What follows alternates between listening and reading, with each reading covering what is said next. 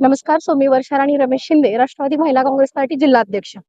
आज दादा फॉर्म भरायचं कारण असं की जर वाकरी झडपी गटाच्या अंतर्गत जे 14 गाव आहेत त्या गावाच्या अंतर्गत पाहिलं तर मूलभूत सुविधा रस्ते, वीज, पाणी यासारख्या आरोग्य यासारख्या बहुतांश सुविधा अशा आहेत की काही प्रमाणात रखडले गेले आहेत, काही प्रमाणात ते पोहोचले गेले नाहीत. तर त्या पोहोचवण्यासाठी त्यासाठी ह्या जिल्हा परिषद ह्याच्यामध्ये मी फॉर्म भरलेला आहे.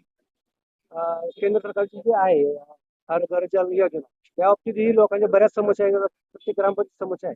त्या बाबतीत तुम्ही काय कार्य करणार? नक्कीच वाकरीमध्ये सुद्धा हर घर ही योजना काही गोष्टी पूर्णत्वास आलेली नाहीये.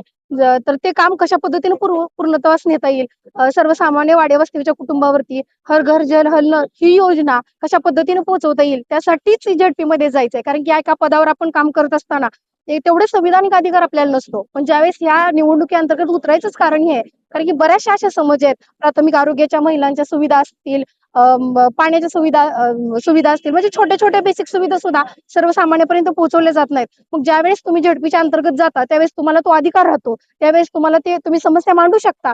ते मांडण्यासाठी मी यामध्ये उतरलेली आहे. काय आपण राष्ट्रवादी अजित पवार गटाचे महिला जिल्हाध्यक्ष आहात. काल सुद्धा प्रदेश उपाध्यक्ष समाधान काळे यांच्या प्रतिनिधी सुद्धा अर्ज करतात. कसं होणार आहे किंवा आपण फॉर्म आहे किंवा राष्ट्रवादी आपला अर्ज राहणार?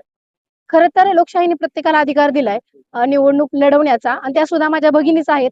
बघूया जो तो ज्याचा त्याचा प्लस पॉईंट ज्याच्या त्याच्या कामाच्या जोरावर ज्याच्या त्याच्या पॉझिटिव्ह सकारात्मक दृष्टिकोनातून फॉर्म भरतोय. मी माझ्या कामाच्या जोरावर आज 2 वर्ष मी कार्यरत आहे. पक्षाची ध्येय धोरणं सर्वसामान्यपर्यंत पोहोचवलेत. सर्वसामान्याच्या ज्या शासकीय योजना आहेत ती इतर घटकांपर्यंत पोहोचवलेत. त्यामुळे 2 वर्षात मला चांगल्या प्रकारे माहित आहे काही गोष्टी अपूर्ण आहेत, काही गोष्टीवर भर दिला जाईल जेणेकरून त्या गोष्टी सक्सेस होऊ शकतात. त्यासाठी मी माझ्या कामाच्या जोरावर आणि जनतेने मला खरं तर आग्रही धरून ज्या मायमाऊलींपर्यंत मी पोहोचले, ज्या शेतकरी वर्गापर्यंत पोहोचले, ज्या सर्वसामान्य कुटुंबापर्यंत मी पोहोचले. कारण की मी असतानाच कार्यकर्ते, मला काही राजकीय पार्श्वभूमी नाही, एक सर्वसामान्य कुटुंबातून मी आहे. आणि त्या गोष्टींची जाण एक प्रतिनिधी कसा असावा तर त्या गोष्टींची जाण त्याला असावी. त्यासाठी मी ह्या सर्वसामान्यांच्या प्रश्नासाठी या योजनेमध्ये उतरत आहे. आपल्याला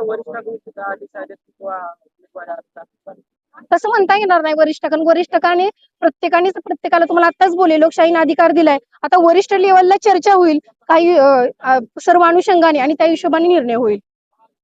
ग्रामीण भागातील महिलांच्या ज्या समस्या आहेत त्या बाबतीत तुम्ही काय उपाययोजना करता? खरं तर ग्रामीण भागात महिला भगिनींसाठी बघितलं तर आता उमेद बचत गटाच्या मार्फत महिला भगिनींचं खऱ्या अर्थानं सक्षमीकरण होतंय. पण त्या मार्फत त्यांना एक मॉल उभा करणं गरजेचं असेल. कारण की आर्थिकदृष्ट्या महिला सक्षम असेल तरच तिथं पुढे नेतृत्व करू शकते. आरोग्याच्या सुविधा बेसिक आहेत. सध्या वाकरी गावात सुद्धा प्राथमिक आरोग्य उपकेंद्र पाहिलं तर त्याची गेल्या 1.5 वर्षापासून मी फॉलोअप घेते.